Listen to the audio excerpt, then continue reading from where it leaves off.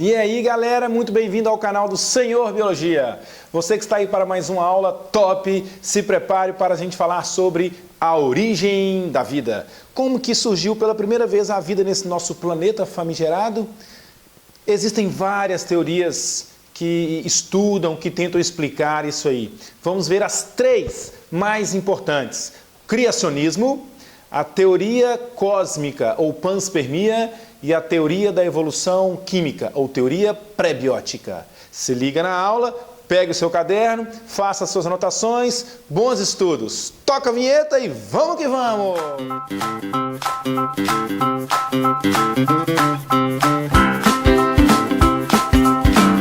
Senhor Biologia. Muito bem, começamos então com a teoria chamada teoria criacionismo ou criação especial. Essa teoria tem como base a Bíblia. Ela é mais dogmática do que científica. Ela atribui que toda a criação da vida na Terra é dada por Deus. Todas as espécies surgiram aqui pela criação divina. Deus impôs a sua divindade sobre cada uma das formas de vida, criando todas elas. E o texto bíblico que relata isso é o livro de Gênesis. Lá ele explica que o homem veio do barro, que ele criou a mulher a partir da costela de Adão. Tem muitas explicações sobre o criacionismo, a criação da vida a partir de uma pessoa divina, de um ser divino, com um propósito, com inteligência. A complexidade da vida, de acordo com os criacionistas, ela é muito grande para tudo ter surgido ao acaso. Na verdade, houve um Criador, o Criador de todas as coisas. Isso é a teoria criacionista. Alguns pontos importantes para a sua prova. Primeiro, de acordo com essa teoria, o universo como um todo é muito recente. Tem alguns poucos milhares, milhões de anos. A Terra, entretanto, tem poucos milhares de anos. A vida surgiu há pouco mais de 10 mil anos. Os criacionistas não acreditam muito nessa datação radioativa de carbono 14 e outros elementos radioativos que, com a sua meia-vida, conseguem mostrar o tempo de existência de alguma coisa, de alguma rocha ou de algum fóssil. Eles não acreditam muito nisso. Eles acham que a existência na Terra tem pouco mais de 10 mil anos. Esse é um ponto importante para a sua prova. Outro ponto muito importante. Os criacionistas acreditam na microevolução. O que é a microevolução? É quando a vida surge no início e aquelas espécies que surgiram permanecem sendo aquela espécie para todo o sempre. É diferente da macroevolução. A macroevolução acredita que uma espécie ancestral pode evoluir de maneira diferente, originando duas diferentes espécies. E com isso, a biodiversidade vai aumentando. Na microevolução, não. A biodiversidade não aumenta. Tudo surgiu no início. E os criacionistas são fixistas. Eles creem que a vida, eles acreditavam que a vida, ela não sofria qualquer transformação. Qualquer transformação. Com as ideias surgidas depois, especialmente firmada com Lamarck, na teoria lamarckista, já temos uma outra aula gravada. Você pode olhar aqui, é um linkzinho aqui para essa aula, porque a gente fala do lamarckismo. Ele derrubou essa ideia fixista, que as espécies não poderiam sofrer qualquer mudança. E sim, que elas podem mudar. Então Lamarck, na teoria dele, ele continuou sendo microevolucionista. Ele acreditava ainda na microevolução, que a vida, que as espécies formadas no início continuavam sendo as mesmas, ou seja, novas espécies não poderiam surgir. Mas ele trouxe uma inovação, que é a ideia de que essas espécies podiam sim mudar. Hoje, no criacionismo, existe o chamado criacionismo científico. Eles trouxeram algum embasamento científico para falar sobre o criacionismo. E existe importantes cientistas, mundo afora aí, que acreditam nisso aí. Dá só uma olhada nessa imagem, nesse livro que eu vou colocar para você aí. Olha só, é o livro Cosmos, Bios, Telos. Esse texto ele foi produzido por 60 autores de todo o mundo. Veja bem, Henry Margenau, ele é um co-editor e ele é físico da Universidade de Yale. E olha a frase que ele coloca. Ele diz o seguinte: só há uma resposta convincente para explicar a enorme complexidade e as leis do universo. A criação por um Deus onisciente e onipotente. Então o criacionismo, galera, olha só, volta aqui. O criacionismo, ele não ficou só na questão dogmática da fé. Muitos cientistas renomados defendem a ideia criacionista. Defendem que a vida surgiu por uma criação perfeita de Deus sobre cada uma das criaturas aqui existentes, inclusive a nossa. Não é o que a comunidade científica como um todo acredita, ok?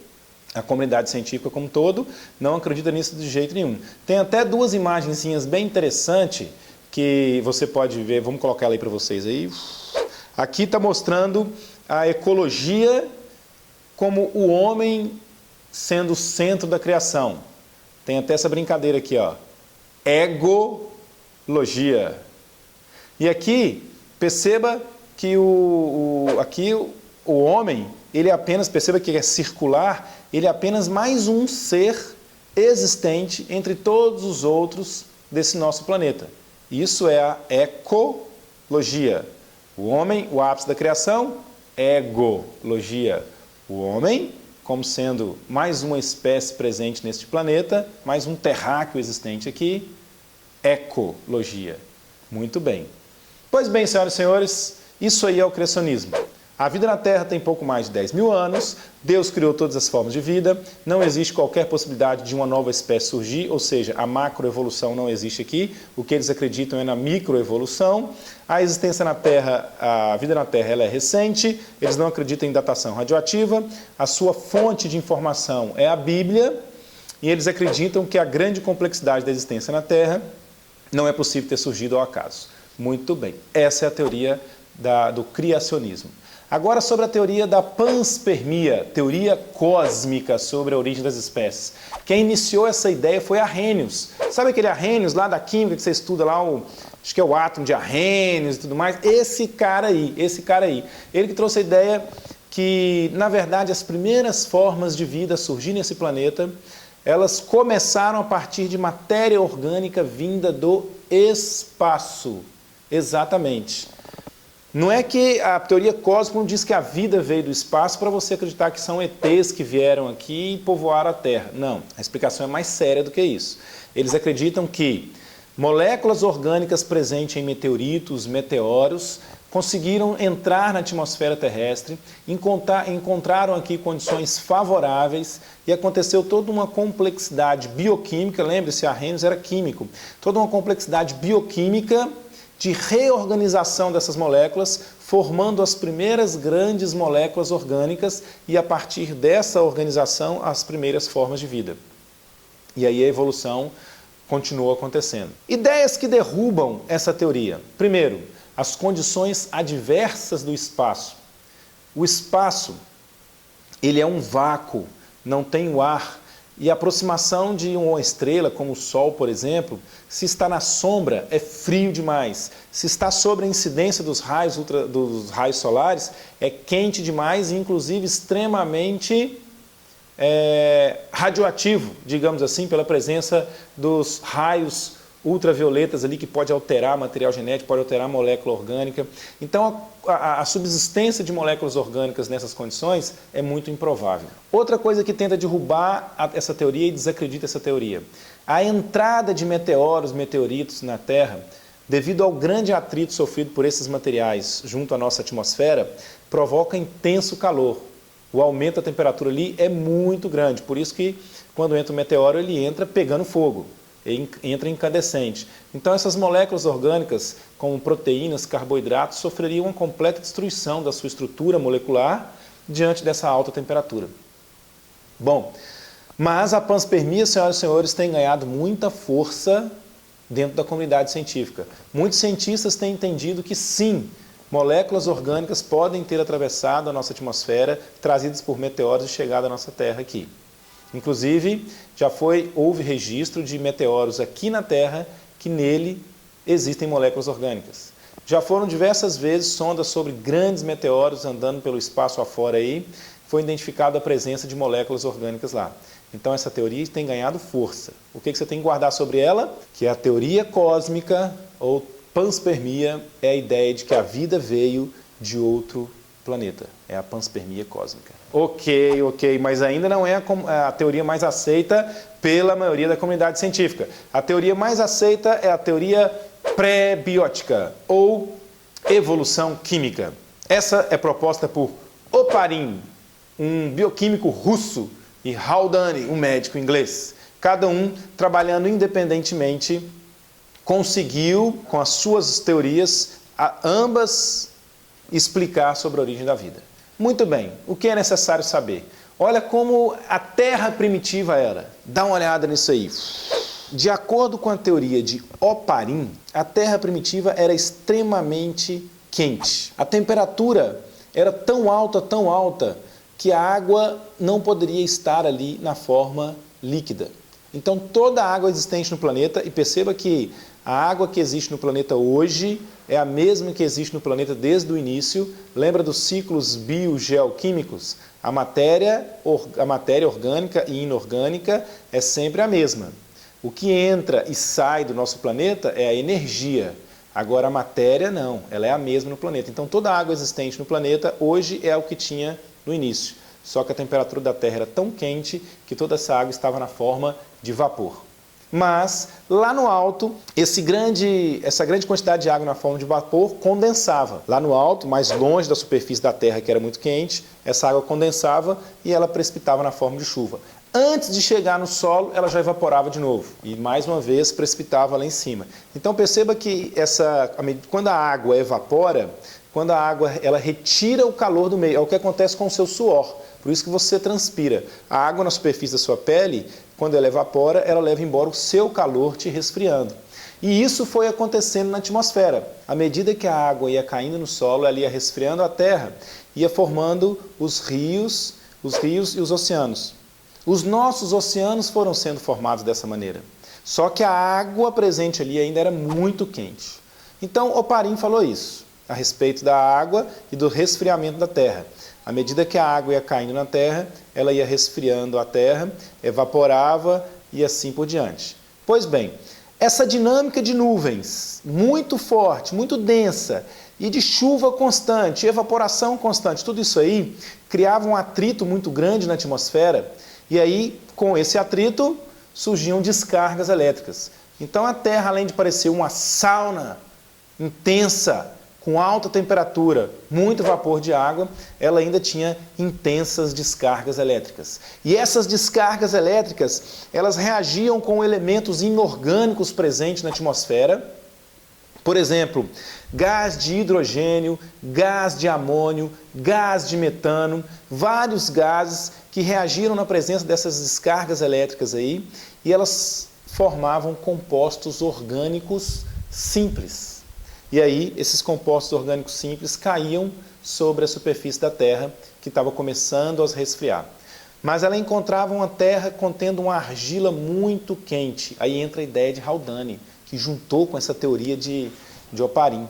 Olha só, o Haldane, ele falou o seguinte, que a argila quente, ela promovia a junção de moléculas orgânicas simples, possibilitando a formação de moléculas orgânicas mais complexas.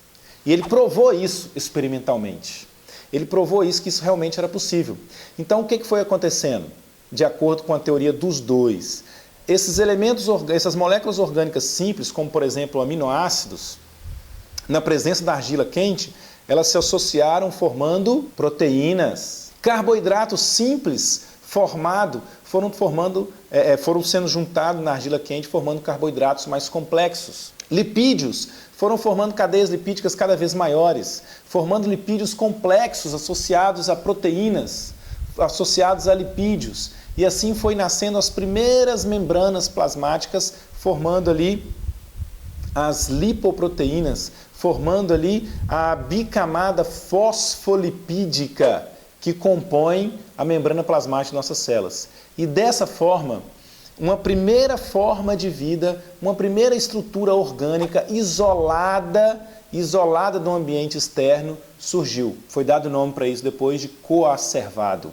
O coacervado ele guardava dentro dele estruturas bioquímicas complexas que elas começavam a ter uma capacidade reprodutiva independente. Beleza, assim nasceu a primeira forma de vida, coacervado.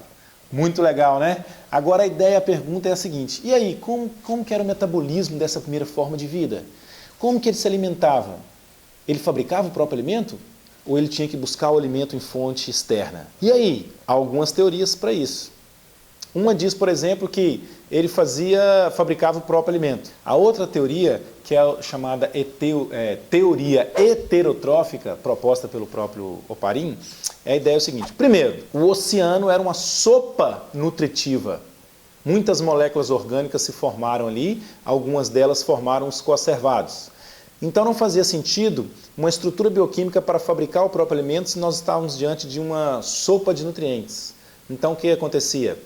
As primeiras formas de vida, elas buscavam o alimento no próprio oceano formado ali. Eles eram heterótrofos. Entretanto, eles não conseguiam retirar a energia do alimento através de um processo aeróbico. Então, eles eram organismos heterótrofos anaeróbicos.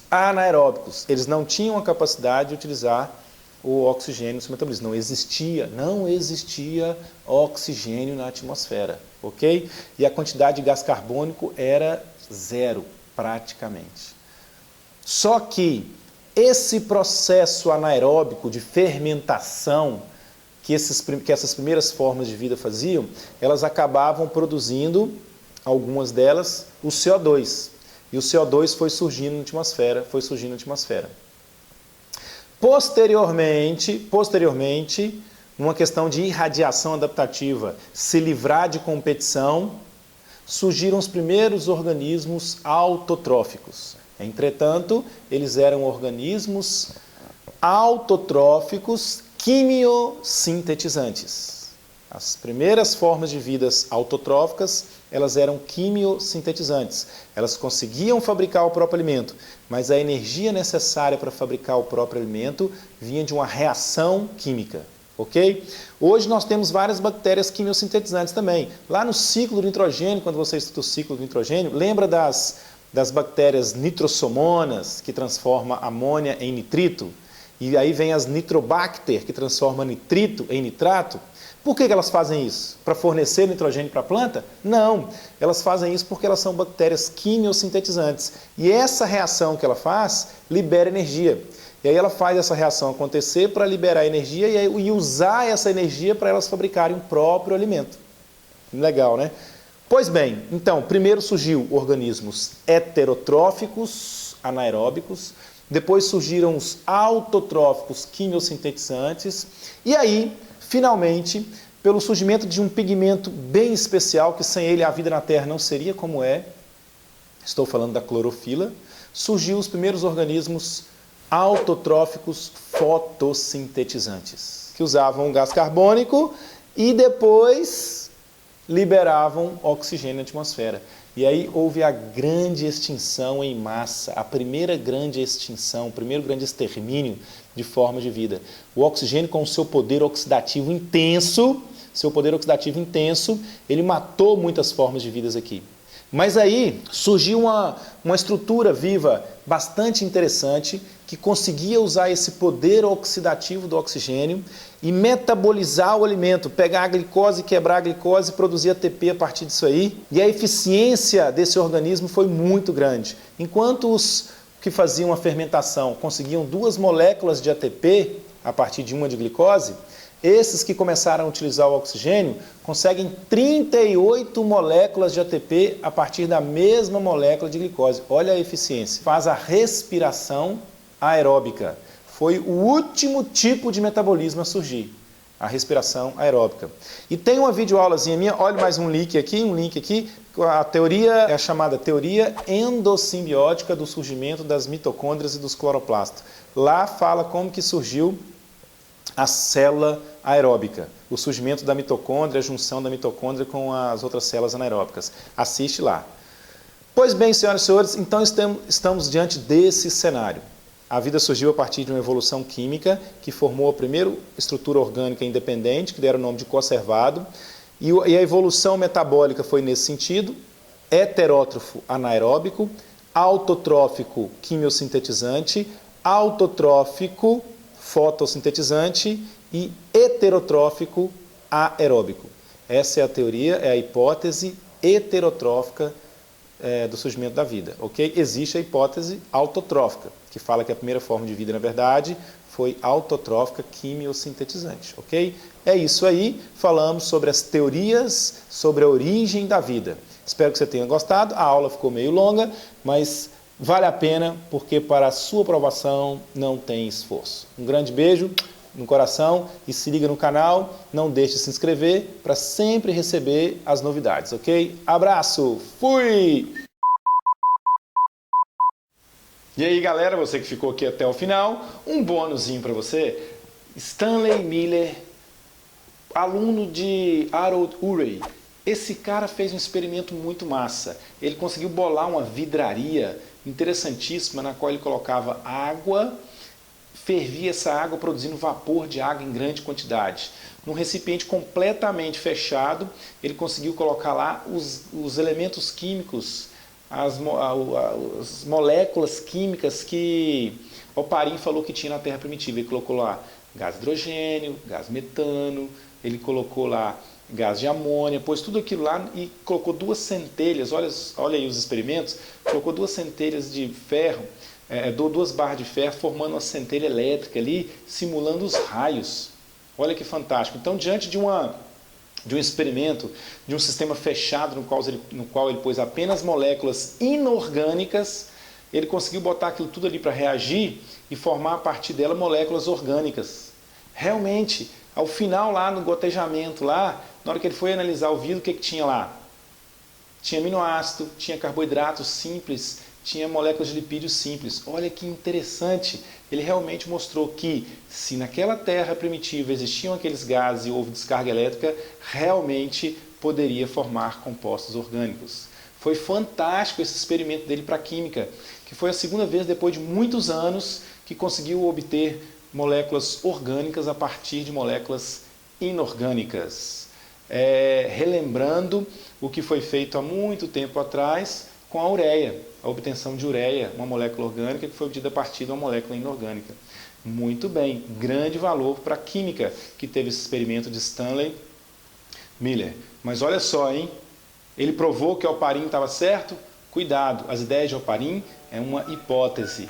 Para provar que ele está certo, tem que voltar lá na Terra primitiva e para ver se aquilo é daquele jeito mesmo.